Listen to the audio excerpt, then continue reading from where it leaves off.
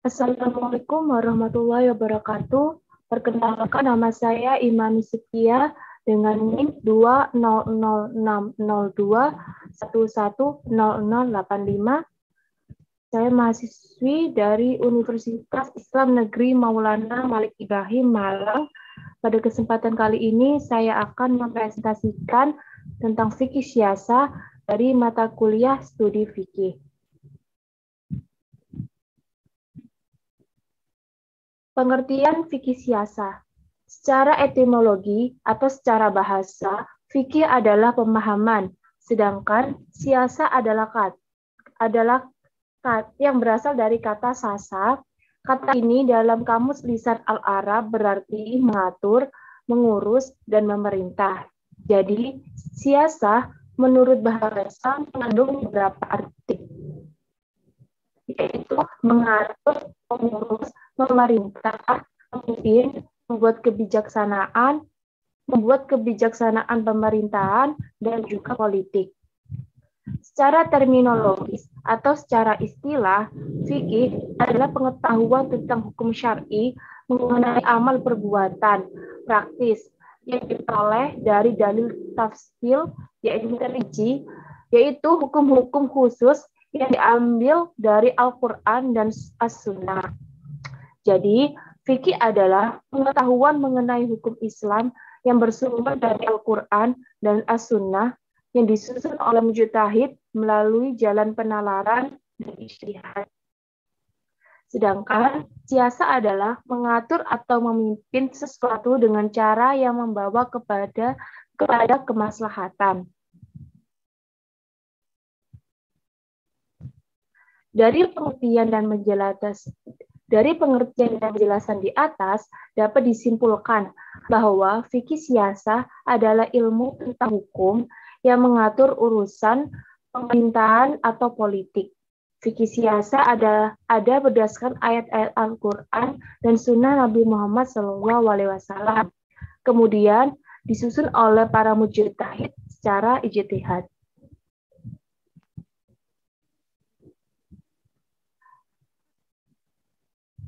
Berikut adalah ayat Al-Quran yang menjelaskan tentang fikih siasa. Sebenarnya, banyak ayat-ayat Al-Quran yang menjelaskan mengenai fikih siasa. Akan tetapi pada kesempatan kali ini, saya hanya akan membacakan 2 ayat saja pada surat An-Nisa ayat 58 dan 59. A'udzubillahi minasyaitonirrajim. Bismillahirrahmanirrahim. Innallaha ya'murukum an tuwaddul amanati ila ahliha wa idza hakamtum bainan nas tahkumu bil adl.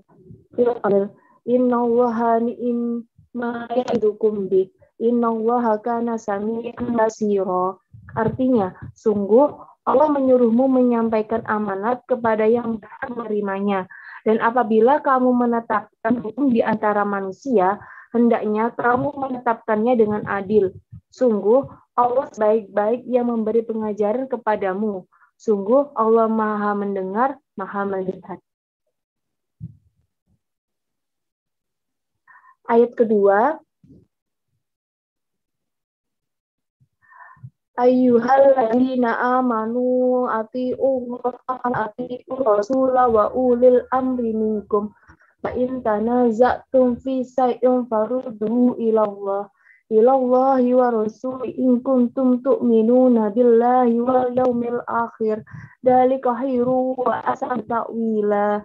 Artinya, wahai orang-orang yang beriman, taatilah Allah dan taatilah Rasul, yakni Muhammad, dan ulil amri, pemegang kekuasaan di antara kamu. Kemudian, jika kamu berbeda pendapat tentang sesuatu, maka kembalikan kepada Allah, yakni Al-Quran, dan Rasul, yakni Sunnah. Jika kamu beriman kepada Allah dan hari kemudian, yang demikian itu lebih utama bagimu, lebih baik akibatnya.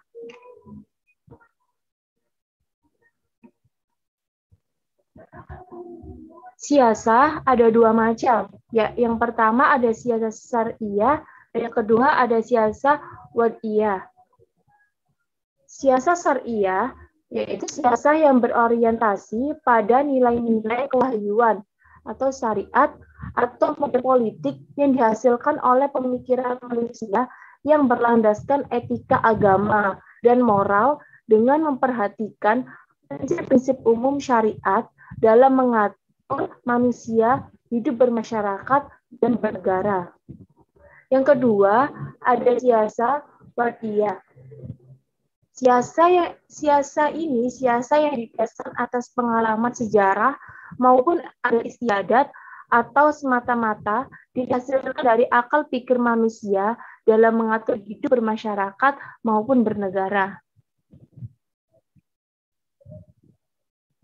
Meskipun aplikasi siasa syariah dan siasa wadiyah mengandung perbedaan, tentu saja tidak harus diklaim bahwa siasa syariah harus diberlakukan di negara-negara yang mayoritas Muslim. Karena dalam pengalaman empiris, dapat terjadi siasa wadiyah dapat diterima oleh kaum muslimin seperti Indonesia. Selanjutnya, ada resmi fikih siasa dalam kehidupan sehari-hari, yaitu membuat peraturan dan perundang-undangan untuk mengurus negara sesuai dengan pokok-pokok ajaran agama, sehingga fikih siasa akan berguna untuk membantu para pelaku politik agar tetap menjalankan tugas sesuai dengan syariat-syariat Islam. Selanjutnya ada tujuan fikih siasa, yaitu merealisasikan dan melindungi kemaslahatan umat manusia, baik kemaslahatan individu maupun masyarakat. Kemaslahatan yang ingin diwujudkan dalam hukum Islam itu menyangkut seluruh aspek dari kepentingan manusia.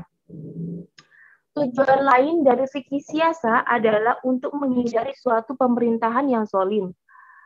Dengan adanya fikih siasa, Allah memberikan jalan agar manusia dapat menciptakan hukum yang adil, bijaksana, dan dapat menjaga kemaslahatan rakyat.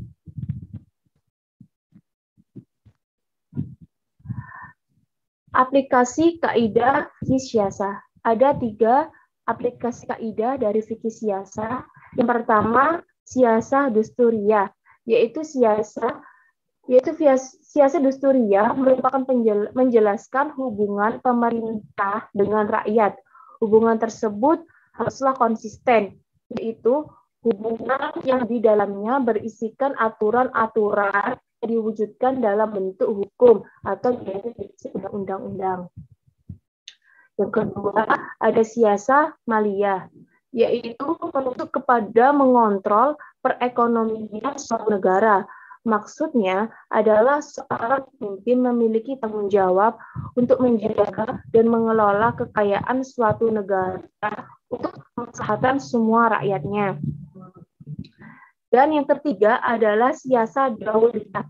Siasa dauliyah adalah siasa yang mengatur hubungan Islam dan non-Islam atau biasa disebut dengan hubungan internasional atau hubungan negara dengan negara lain.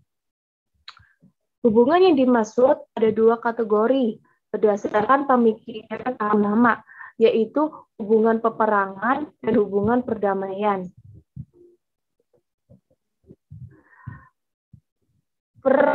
Yang dimaksud dengan siasa dauliyah, yaitu perang ini terjadi berdasarkan asas bahwa terdapat perintah yang memerintahkan umatnya untuk berdakwah. Ada 2 jenis dakwah, bilisan dan bilhal. Jika suatu bangsa diajarkan secara lisan oleh rakyat Islam, tetapi mereka tidak mematuhi kelompok ini, mereka memiliki kewajiban berjuang sampai mereka masuk Islam atau menyerah pada muslim. Hal ini dilambangkan dengan membayar jizyah atau upeti. Hal ini termasuk perintah yang mutlak. Kedua, beberapa kelompok percaya bahwa dasar hubungan negara Islam dan non-Islam adalah perdamaian, bukan perang. Karena orang-orang Muslim sepenuhnya melarang berkelahi dengan orang-orang yang berbeda agama, kecuali mereka mulai menyerang atau ketika mereka menghalangi dakwah Islamnya. Oleh karena itu, banyak tokoh yang berpendapat bahwa atas dasar perang tidak benar. Islam sendiri melakukan perang hanya jika terjadi fitnah dan untuk mempertahankan dakwah. Selanjutnya ada manfaat fikih siasah. Yang pertama, mengatur peraturan dan perundang-undangan negara sebagai pedoman dan landasan ideal dalam mewujudkan kemaslahatan. Yang kedua, pengorganisasian dan pengaturan untuk mewujudkan kemaslahatan. Dan yang ketiga, mengatur hubungan antara pengusaha dan rakyat serta hak dan kewajiban masing-masing dalam mencapai tujuan negara. Selanjutnya, ada implementasi fikih siasah. Apabila sistem pemerintahan Indonesia ditinjau dari perspektif siasah syariah atau biasa disebut politik Islam, sedikit banyak telah sesuai dengan semangat yang Islami, walaupun secara formal tidak dijadikan sebagai landasan hukum, namun substansi telah tercermin dalam Undang-Undang Dasar dan Pancasila. Karena inti daripada siasat adalah untuk menciptakan kesejahteraan masyarakat demi terjaganya persatuan dan kesatuan bangsa. Sebagaimana pemerintahan Indonesia dijalankan secara demokratis yang memberikan hak yang sama kepada seluruh masyarakat untuk berpartisipasi dalam roda pemerintahan dan ikut serta dalam menentukan masa depan bangsa. Berikut adalah pengimplementasian fikih siasah. Yang pertama, ada Undang-Undang Nomor 6 Tahun 2014 Pasal 18 tentang kewenangan desa dalam menyelenggarakan pemerintahan. Politik dan ketatanegaraan sering kita sebut dengan siasah, yang di dalamnya dijelaskan hukum yang berkaitan dengan kehidupan dalam bernegara. Untuk melaksanakan tugas-tugasnya, maka diperlukan sebuah organisasi pemerintah. Desa adalah kesatuan masyarakat hukum yang memiliki batas wilayah yang berwenang mengatur dan mengurus pemerintahan, kepentingan masyarakat, kepentingan masyarakat setempat berdasarkan preferensi masyarakat. Hak asal-usul dan atau hak tradisional yang diakui dan dihormati dalam sistem pemerintahan negara kesatuan Republik Indonesia. Hal itu adalah bentuk dari mewujudkan suatu kemaslahatan masyarakat.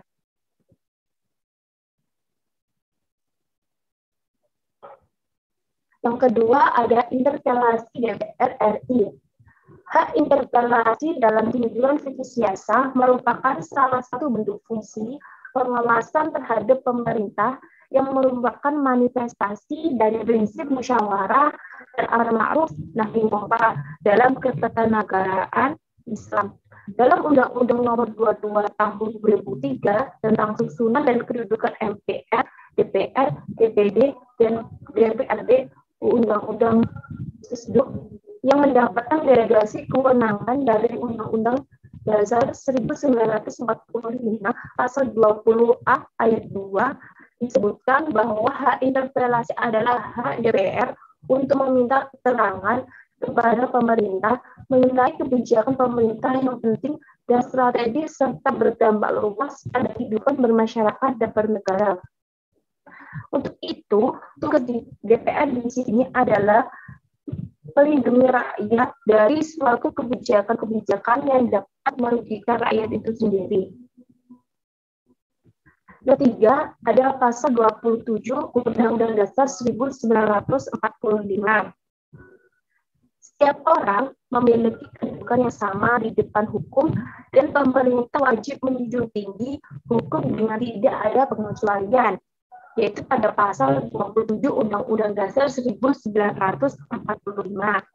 Rumusan ini mengandung pengertian bahwa semua warga negara Republik Indonesia memiliki persamaan hukum dan hak yang sama di hadapan pemerintah. Dalam hal ini, Indonesia tidak boleh ada perlakuan diskriminasi terhadap warga negara. Jadi, setiap warga negara Indonesia itu mereka berhak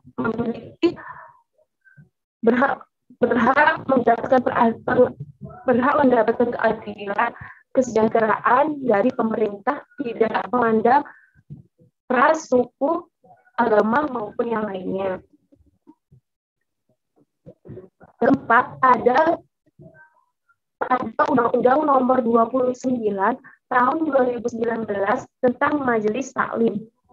Pada undang-undang tersebut berisi Majelis Taklim diartikan sebagai lembaga atau kelompok masyarakat yang menyelenggarakan pendidikan agama Islam secara non-formal. Peraturan tersebut diundangkan pada 13 November dan menetapkan bahwa Majelis Taklim harus didaftarkan di kantor Kementerian Agama. Dari undang-undang tersebut dapat diketahui bahwa negara Indonesia mendukung penuh adanya dakwah Islam dan mendukung penuh adanya pembelajaran agama yang bersifat Muslim. Baik, itu saja yang bisa saya sampaikan. Kurang lebihnya mohon maaf. Wassalamualaikum warahmatullahi wabarakatuh.